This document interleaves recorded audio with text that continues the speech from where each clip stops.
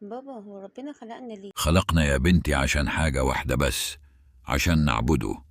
قال في القرآن: وما خلقت الجن والإنس إلا ليعبدون.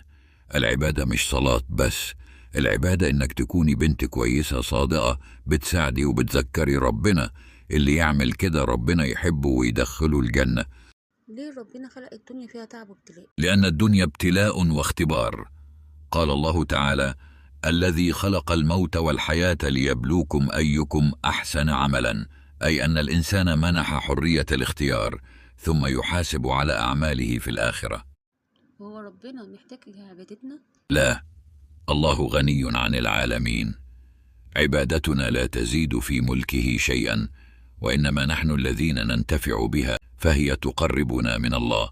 شكرا يا بابا، استفدت كتير. استنونا بكرة في سؤال جديد. ما تنسوش اللايك والاشتراك.